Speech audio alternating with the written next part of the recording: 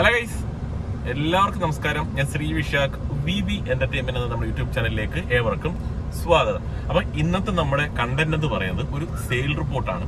അതായത് കഴിഞ്ഞ വർഷം ഡിസംബർ മാസത്തിൽ ഓരോ കാർ ബ്രാൻഡുകളും എത്ര വാഹനങ്ങളാണ് വിറ്റേക്കുന്നത്, അതേപോലെ തന്നെ അവരുടെ ഒരു പൊസിഷൻ എത്രാം സ്ഥാനത്താണ്, അത് നവംബർ മാസത്തോട് കമ്പയർ ചെയ്യുന്ന സമയത്ത് നവംബറിൽ നിന്ന് ഡിസംബറിലേക്ക് വന്ന സമയത്ത് അവരുടെ ആ ഒരു സ്ഥാനത്തിൽ എന്തെങ്കിലും വ്യത്യാസങ്ങൾ വന്നിട്ടുണ്ടോ, സെയിലിനകത്തുണ്ടായ മാറ്റങ്ങൾ, ഇങ്ങനെ കുറെ കാര്യങ്ങൾ ഈ ഒരു വീഡിയോയിൽ നമ്മൾ ഡിസ്കസ് ചെയ്യുന്നുണ്ട്. നമുക്ക് ഭയങ്കര പ്രാധാന്യമുള്ള കണ്ടന്റ് ആണോ എന്ന് ചോദിച്ചാൽ ഭയങ്കര പ്രാധാന്യമുള്ള കണ്ടന്റ് ഒന്നുമല്ല. ഇത് കണ്ടുകൊണ്ടിരിക്കാൻ ഇഷ്ടപ്പെടുന്നവർ ജസ്റ്റ് ഇത് ഒന്ന് കണ്ടുകൊണ്ടിരിക്കുക. നല്ലൊരു വീഡിയോ ആണെന്ന് തന്നെയാണ് എന്റെ ഒരു വിശ്വാസം. നമ്മൾ ഓരോ ബ്രാൻഡുകളും എത്രാം സ്ഥാനത്താണെന്നൊക്കെ പറയുന്നുണ്ട്. പ്രീമിയം ബ്രാൻഡുകളെ കുറിച്ച് നമ്മൾ സംസാരിക്കുന്നത് BMW, ബെൻസ്, ഔഡി തുടങ്ങിയ ബ്രാൻഡുകളെ കുറിച്ചൊന്നും നമ്മൾ സംസാരിക്കുന്നില്ല. ഫോക്സ് വാഗൻ, സ്കോഡ, ജീപ്പ്, അങ്ങനെയുള്ള കുറെ ബ്രാൻഡുകളെ കുറിച്ച് മാത്രമാണ് നമ്മൾ ഈ ഒരു വീഡിയോയിൽ സംസാരിക്കുന്നത്. ഏകദേശം ഒരു 14 ബ്രാൻഡുകളെ കുറിച്ച് നമ്മൾ സംസാരിക്കുന്നുണ്ട്.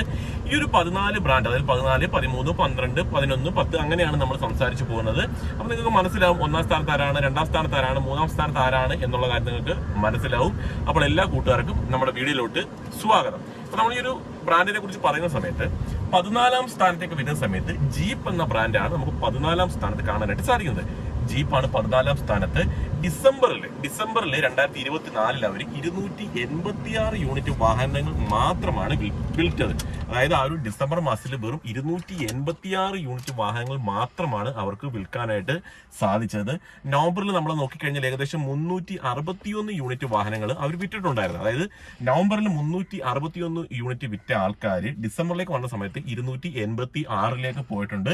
ഏകദേശം 75 വാഹനങ്ങളുടെ ഒരു യൂണിറ്റിന്റെ ഒരു വ്യത്യാസമാണ് കാണുന്നത്. അതായത് കുറവ് വാഹനങ്ങളാണ് വിറ്റേക്കുന്നത്. അതുകൊണ്ട് തന്നെയാണ് അവർ 14ാം സ്ഥാനത്ത് നിൽക്കുന്നത്. വളരെയധികം പരിതാപകരം തന്നെയാണ് ആ ഒരു ജീപ്പ് എന്ന ബ്രാൻഡിന്റെ അവസ്ഥ ഇന്ത്യയിൽ. കാര്യം അവർ 500 വാഹനങ്ങൾ പോലും ഒരു മാസം തികച്ചു വിൽക്കാനായിട്ട് അവരെ കൊണ്ട് സാധിക്കുന്നില്ല. നമുക്ക് 13ാം സ്ഥാനത്തേക്ക് പോയിക്കഴിഞ്ഞാൽ നമുക്ക് 13ാം സ്ഥാനത്ത് കാണാൻ സാധിക്കുന്നത് സിട്രോൺ എന്ന ബ്രാൻഡാണ്. ഡിസംബർ 2024 566 യൂണിറ്റ് വാഹനങ്ങളാണ് സിട്രോൺ എന്ന ബ്രാൻഡ് ഇന്ത്യൻ മാർക്കറ്റിൽ വിറ്റത്. നമ്മൾ നവംബറിൽ നോക്കിക്കഴിഞ്ഞാൽ ഏകദേശം 509 ആയിരുന്നു. അതായത് നവംബറിൽ 509 വാഹനം വിറ്റവര് ഡിസംബറിലേക്ക് വന്ന സമയത്ത് 566 വാഹനങ്ങൾ വിറ്റു.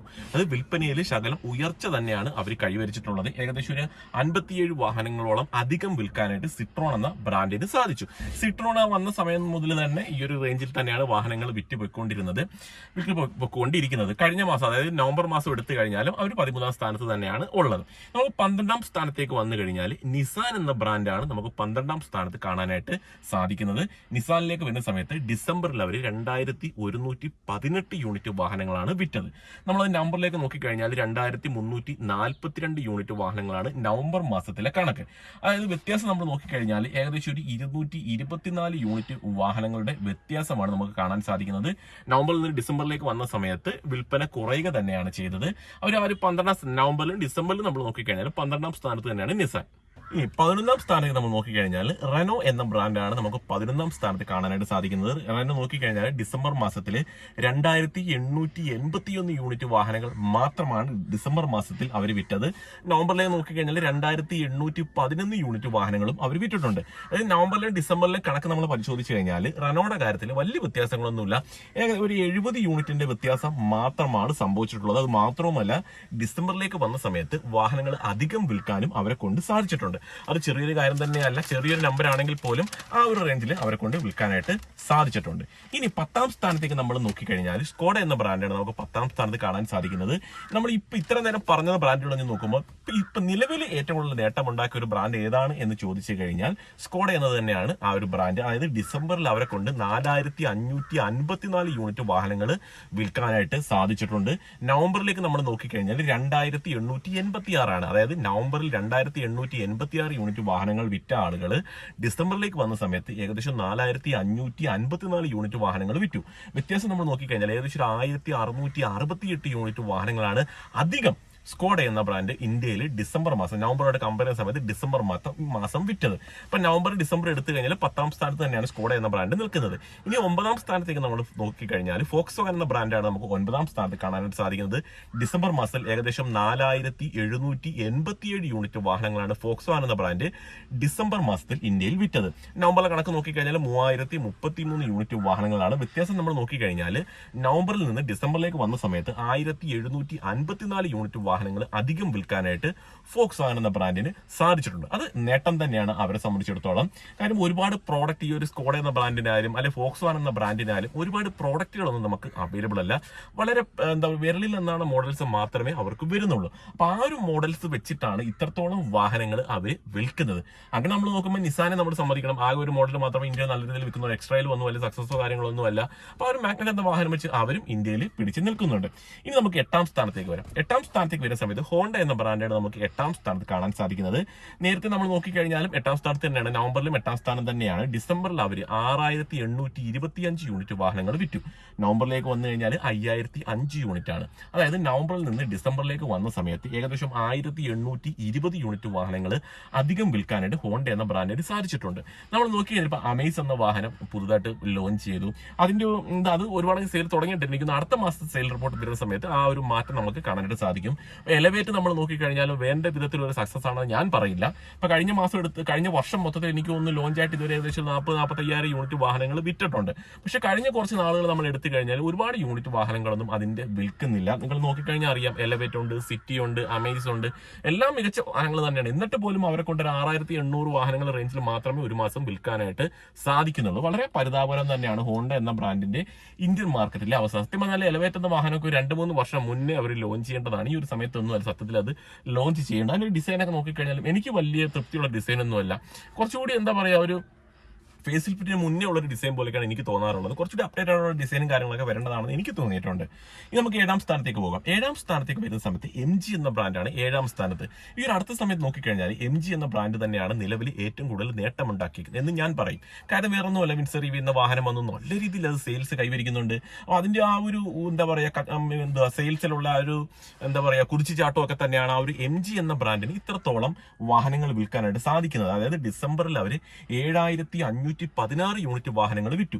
നവംബറിൽ നോക്കിക്കഴിഞ്ഞാൽ വെറും 6019 ആയിരുന്നു വിറ്റത്. അപ്പൊ നവംബറിൽ നിന്ന് ഡിസംബറിലേക്ക് വന്ന സമയത്ത് ഏകദേശം 1497 വാഹനങ്ങൾ അധികം വിൽക്കാനായിട്ട് MG എന്ന ബ്രാൻഡിന് സാധിച്ചു. അത് ചെറിയൊരു കാര്യം തന്നെയല്ല, വളരെ നേട്ടമുള്ള ഒരു കാര്യം തന്നെയാണ് MG എന്ന ബ്രാൻഡിന് പറ്റിയത്. ഇനി 6ാം സ്ഥാനത്തേക്ക് നമ്മൾ വന്നു കഴിഞ്ഞാൽ കീ എന്ന ബ്രാൻഡാണ് 6ാം സ്ഥാനത്ത് നിൽക്കുന്നത്. നമ്മൾ ഈ ഒരു സെയിൽസ് റിപ്പോർട്ട് നോക്കിക്കഴിഞ്ഞാൽ ഡിസംബർ മാസത്തിൽ ഏറ്റവും തകർച്ച നേരിട്ട ഒരു ബ്രാൻഡ് ഏതാണ് എന്ന് നോക്കിക്കഴിഞ്ഞാൽ ഉറപ്പായിട്ടും പറയാൻ പറ്റും കീ എന്ന ബ്രാൻഡാണ് ഏറ്റവും കൂടുതൽ തകർച്ച നേരിട്ട ഒരു ബ്രാൻഡ്. അതായത് ഡിസംബറിൽ അവരെ കൊണ്ട് വെറും 8957 യൂണിറ്റ് വാഹനങ്ങളെ വിൽക്കാനായിട്ട് സാധിച്ചിട്ടുള്ളൂ. നവംബറിൽ നോക്കിക്കഴിഞ്ഞാൽ ഏകദേശം 20600 യൂണിറ്റ് വാഹനങ്ങൾ വിറ്റ സ്ഥാനത്താണ് വെറും 8957 വാഹനങ്ങൾ ഡിസംബറിൽ അവർ വിറ്റത്. അത് വ്യത്യാസം നിങ്ങൾ നോക്കിക്കഴിഞ്ഞാൽ ഏകദേശം 11643 യൂണിറ്റ് വാഹനങ്ങളുടെ ഒരു വ്യത്യാസമാണ് കാണുന്നത്. നേരത്തെ നമ്മൾ നോക്കിക്കഴിഞ്ഞാൽ നവംബറിൽ 6ാം സ്ഥാനം തന്നെയാണ്. ഡിസംബറിലേക്ക് വന്ന സമയത്തും കീ എന്ന ബ്രാൻഡ് 6ാം സ്ഥാനത്ത് തന്നെയാണ് നിൽക്കുന്നത്. ഇനി 5ാം സ്ഥാനത്തേക്ക് നമ്മൾ വന്നു കഴിഞ്ഞാൽ ടൊയോറ്റ എന്ന ബ്രാൻഡാണ് നമുക്ക് 5ാം സ്ഥാനത്ത് കാണാൻ സാധിക്കുന്നത്. ടൊയോറ്റയ്ക്ക് കുറച്ച് നാളുകൊണ്ട് നേട്ടം തന്നെയാണ്, നല്ല രീതിയിൽ അവർ വാഹനങ്ങൾ വിൽക്കുന്നുണ്ട്. നമ്മൾ നവംബർ നോക്കിക്കഴിഞ്ഞാൽ 5ാം സ്ഥാനത്തിനാണ്. ഡിസംബറിൽ ഏകദേശം 24887 യൂണിറ്റ് വാഹനങ്ങളാണ് ടൊയോറ്റ ഇന്ത്യൻ മാർക്കറ്റിൽ വിറ്റത്. നവംബറിൽ നമ്മൾ നോക്കിക്കഴിഞ്ഞാൽ ഏകദേശം 25183 യൂണിറ്റ് വാഹനങ്ങളും വിറ്റിട്ടുണ്ട്. നമ്മളൊരു വ്യത്യാസം നോക്കിക്കഴിഞ്ഞാൽ 296 ചെറിയൊരു വ്യത്യാസം മാത്രമേ നമുക്ക് വരുന്നുള്ളൂ. നേട്ടം തന്നെയാണ്. മാരുതിയുടെ പല വാഹനങ്ങളും പ്രീബാഡ് ചെയ്തൊക്കെയാണ് അവർ വിട്ടുകൊണ്ടിരിക്കുന്നത്. എന്നിരുന്നാലും ഇന്ത്യൻ മാർക്കറ്റിൽ അവർ പിടിച്ചു നിൽക്കുന്നുണ്ട്. അത് തന്നെ ഏറ്റവും വലിയൊരു കാര്യം. 4ാം സ്ഥാനത്ത് നമ്മൾ പോയി കഴിഞ്ഞാൽ മഹേന്ദ്രയാണ് നമുക്ക് 4ാം സ്ഥാനത്ത് കാണാൻ സാധിക്കുന്നത്. ഡിസംബർ മാസത്തിൽ ഏകദേശം 41424 യൂണിറ്റ് വാഹനങ്ങളാണ് മഹേന്ദ്രയുടെ ഇന്ത്യൻ വിപണിയിൽ എത്തിയത്. നവംബറിലേക്ക് നമ്മൾ നോക്കിക്കഴിഞ്ഞാൽ 46222 യൂണിറ്റ് വാഹനങ്ങളായിരുന്നു മാർക്കറ്റിൽ എത്തിയത്. വ്യത്യാസം നമ്മൾ നോക്കിക്കഴിഞ്ഞാൽ 4798 വാഹനങ്ങളുടെ ഒരു വ്യത്യാസമാണ് കാണുന്നത്. ഡിസംബറിലേക്ക് വന്ന സമയത്ത് സെയിൽസ് ഫിഗർ കുറയുക തന്നെയാണ് ചെയ്തത്. പക്ഷേ സ്ഥാനത്തിലൊന്നും വലിയ വ്യത്യാസം സംഭവിച്ചിട്ടില്ല. 40,000 കൂടുതൽ വാഹനങ്ങൾ വിൽക്കാനും സാധിച്ചിട്ടുണ്ട്. 3ാം സ്ഥാനത്ത് നിൽക്കുന്നത് ഹ്യൂണ്ട എന്ന ബ്രാൻഡാണ്. ഈ ഒരു ഡിസംബറിലേക്ക് വന്ന സമയത്ത് ഒരു അടിപറ്റിയ ഒരു ബ്രാൻഡ് ഹ്യൂണ്ടയാണ് നമുക്ക് പറയേണ്ടി വരും. കാര്യം നവംബർ മാസത്തിൽ അവർ 2ാം സ്ഥാനത്തായിരുന്നു. ഡിസംബറിലേക്ക് വന്ന സമയത്ത് അവർ 3ാം സ്ഥാനത്തേക്ക് പിന്തള്ളപ്പെട്ടു. അപ്പോൾ സെയിൽസ് കുറയുക തന്നെയാണ് ചെയ്തത്. ഡിസംബറിൽ 42,208 വാഹനങ്ങളാണ് അവർ വിറ്റത്. പക്ഷെ നവംബറിൽ അവരെ കൊണ്ട് 48,246 യൂണിറ്റ് വാഹനങ്ങൾ വിൽക്കാനായിട്ട് സാധിച്ചിട്ടുണ്ടായിരുന്നു. വ്യത്യാസം നമ്മൾ നോക്കിക്കഴിഞ്ഞാൽ 6038 യൂണിറ്റ് വാഹനങ്ങളുടെ ഒരു വ്യത്യാസമാണ് നമുക്ക് കാണാനായിട്ട് സാധിക്കുന്നത്. അതുകൊണ്ടുണ്ടായൊരു കോട്ടം എന്താണെന്ന് ചോദിച്ചാൽ 6000 യൂണിറ്റ് വാഹനങ്ങൾ കുറവ് വിറ്റ സമയത്ത് 2ാം സ്ഥാനത്ത് നിന്ന ഹ്യൂണ്ടായി എന്ന ബ്രാൻഡ് 3ാം സ്ഥാനത്തേക്ക് പിന്തള്ളപ്പെട്ടു. അപ്പോൾ എന്താണ് സംഭവിച്ചത്? 3ാം സ്ഥാനത്ത് നിന്ന ടാറ്റ എന്ന ബ്രാൻഡ് 2ാം സ്ഥാനത്തേക്ക് കയറി. അത് തന്നെയാണ് സംഭവിച്ചത്. ആ ഒരു 2-3 സ്ഥാനങ്ങൾ തമ്മിലാണ് എപ്പോഴും കോമ്പറ്റീഷൻ നടക്കുന്നത്. ഹ്യൂണ്ടയും ടാറ്റയും തമ്മിലാണ് കോമ്പറ്റീഷൻ നടക്കുന്നത്. 2ാം സ്ഥാനത്ത് ടാറ്റ എന്ന ബ്രാൻഡാണ്.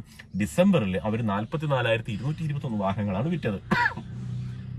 നവംബറിൽ അവർ 47,663 വാഹനങ്ങളുമായിരുന്നു വിറ്റത്. 2,842 യൂണിറ്റ് വാഹനങ്ങൾ കുറച്ചാണ് ടാറ്റ എന്ന ബ്രാൻഡ് വിറ്റേക്കുന്നത്. പക്ഷേ എന്നിരുന്നാലും അവർക്ക് നേട്ടം തന്നെയാണ്. കാരണം 2ാം സ്ഥാനത്തേക്ക് ഉയരാനായിട്ട് ടാറ്റയ്ക്ക് സാധിച്ചു.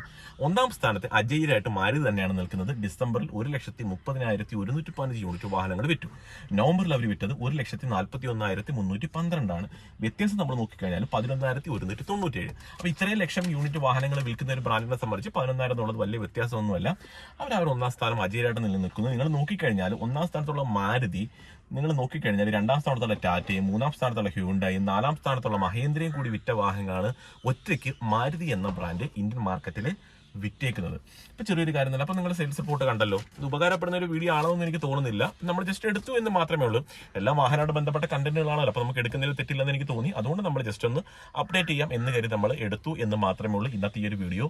അപ്പം ഇതേപോലെ തന്നെ ഉപകാരപ്പെടുന്ന ഒരു വീഡിയോ ആയിട്ട് ഞാൻ അടുത്തൊരു ദിവസം വരും. അതുവരെ നമ്മുടെ എല്ലാ കൂട്ടുകാർക്കും ബൈ.